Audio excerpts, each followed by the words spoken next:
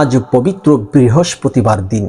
মহান আল্লাহ তাআলার দুইটি নাম মাত্র 70 বার করে ওজিফা করুন। আল্লাহ পাক রব্বুল আলামিন আপনার সকল গুনাহ ক্ষমা করে দিবে।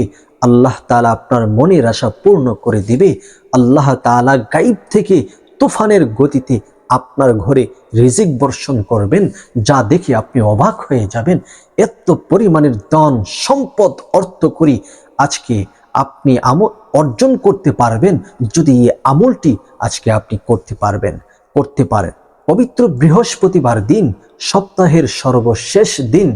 এই দিন আল্লাহর নবী সাল্লাল্লাহু আলাইহি ওয়াসাল্লাম রোজা রাখতেন, অর্থাৎ কখনোই এই নফল রোজা রাখতেন। এই রোজাটা কখনো নবীজি ছাড়তেন না। হাদিসের মধ্যে এসেছে আল্লাহর নবী সাল্লাল্লাহু আলাইহি ওয়াসাল্লাম সপ্তাহে 2 দিন রোজা রাখতেন। তার মধ্যে একটি দিন হচ্ছে সোমবার আর দ্বিতীয় হচ্ছে বৃহস্পতিবার। বৃহস্পতিবার এবং সোমবার কেন রোজা রাখতেন? হাদিসের মধ্যে এসেছে যে সোমবার আল্লাহর নবী সাল্লাল্লাহু আলাইহি সাল্লাম এই ধরায় এই পৃথিবীতে আগমন করেছেন, যার শুকরিয়াতান নবীজি সাল্লাল্লাহু আলাইহি ওয়াসাল্লাম রোজা রাখতেন। আর বৃহস্পতিবার কেন নবীজি রোজা রেখেছেন? যে বর্ণনার মধ্যে এসেছে হাদিসের মধ্যে যে সপ্তাহের সর্বশেষ দিন হচ্ছে বৃহস্পতিবার। এই বৃহস্পতিবার সর্বশেষ দিন সন্ধ্যায় ফেরেশতারা আপনার গোটা এক সপ্তাহের আমলনামা আল্লাহ পাক রব্বুল আলামিনের দরবারে হাজির করা হয়, উপস্থিত করা হয়। সেই সাথে আপনার সর্বশেষ আমলটি যদি রোজা রাখা অবস্থায় হয়, কতই না সৌভাগ্যবান ব্যক্তি আপনি। এই জন্য নবীজি বলেছেন যে সপ্তাহের সর্বশেষ দিন হচ্ছে বৃহস্পতিবার দিন। এই দিন ফেরেশতারা আল্লাহ পাক রব্বুল আলামিনের দরবারে আমলনামা উপস্থিত করা হয় এক সপ্তাহের।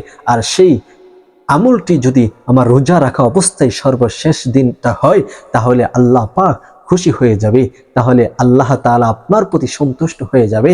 আপনার প্রতি যদি সন্তুষ্ট থাকে, আপনার আমলকে আল্লাহ কবুল আর মঞ্জুর করে নেবেন। এই জন্য আজ বৃহস্পতিবার দিন, সপ্তাহের সর্বশেষ দিন, যেদিন নবীজি সাল্লাল্লাহু আলাইহি ওয়াসাল্লাম নফল রোজা রাখতেন, কখনো রোজা ছাড়তেন না, নফল রোজার মধ্যে প্রাধান্য দিতেন। এই বৃহস্পতিবার দিন নবীজি রোজা রেখেছেন। সপ্তাহের শেষ দিন আমলনামা আল্লাহর দরবারে হাজির করা হয়। আর সেই কারণে রোজা রেখে দোয়া করতেন, আল্লাহর কাছে ক্ষমা চাইতেন, জীবন যৌবনের সকল গুনাহ যেন ক্ষমা করে দেয়। নবীজি সাল্লাল্লাহু আলাইহি সাল্লামের তো কোনো গুনাহ নেই। আল্লাহর নবী কেন দোয়া করেছেন, গুনাহ থেকে মুক্তি চেয়েছেন, সেটা উম্মতকে শিক্ষা দিয়েছেন। উম্মত যেন সেইভাবে আল্লাহর কাছে মনোভাবকে রোজা রেখে দোয়া করতে পারে, নিজের কৃত গুনাহ থেকে মুক্তি পেতে পারে। সেই জন্য নবীজি আমাদেরকে শিখিয়েছেন আজকে বৃহস্পতিবার দিন আল্লাহর কাছে আপনি এইভাবে রোজা রাখেন, অথবা যদি রোজা রাখতে আপনার স্মরণ না থাকে, রাখতে পারেন নাই, আপনি এই 2টা নামের ওজিফা করবেন।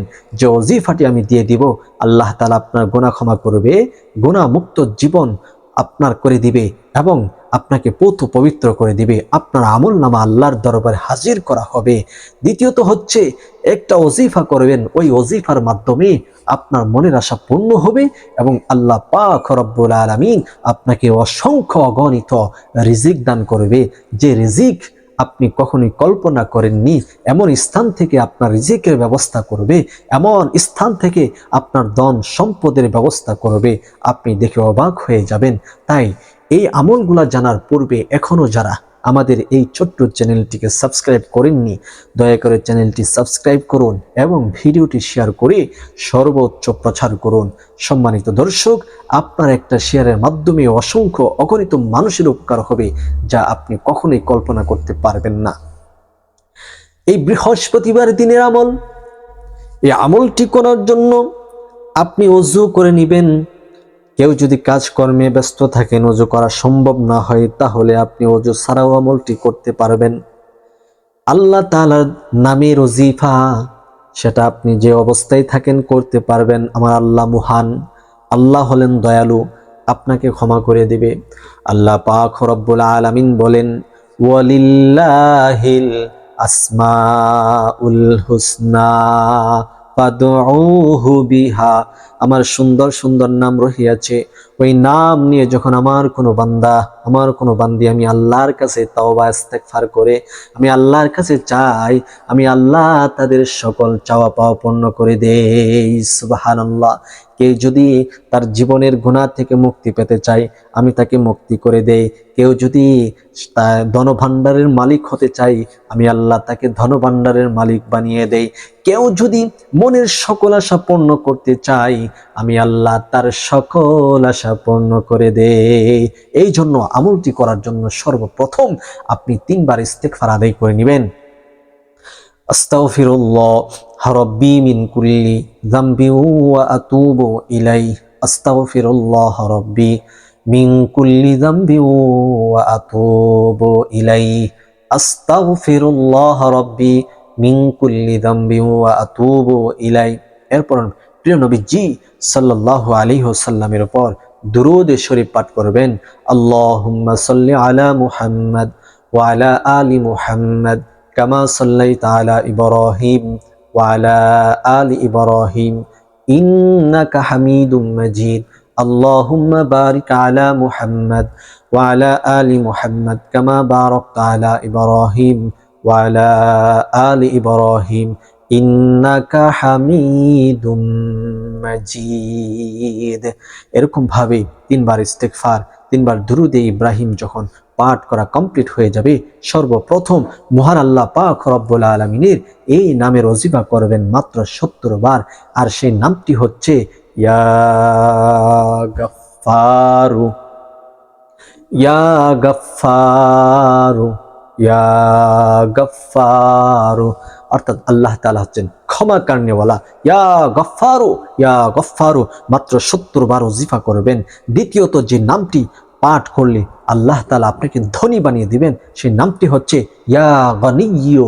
ইয়া গনিয়্যু অর্থ হলেন ধনী। আল্লাহ তাআলা হচ্ছেন মহাধনী, আমরা সকলে হচ্ছি ফকির। তাই ফকির হয়ে আমরা ধনীর কাছে ভিক্ষা স্বরূপ আল্লাহর কাছে এই ওজিফা করতে পারি।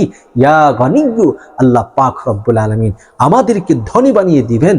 তাই এই 2টা নামের ওজিফা 70 বার 70 বার করে করবেন। প্রথমে ইয়া গফফারু, ইয়া গফফারু, ইয়া গফফারু পাঠ করবেন। তারপরে ইয়া গনিয়্যু, ইয়া গনিয়্যু, ইয়া গনিয়্যু পাঠ করবেন। এই 2 নাম দ্বারা ওজিফা করার পরে আবার 3 বার দুরূদ শরীফ পড়ে নেবেন। আল্লাহুম্মা সাল্লি আলা মুহাম্মদ ওয়া আলা আলি মুহাম্মদ, এই দুরূদটি পড়ে নেবেন।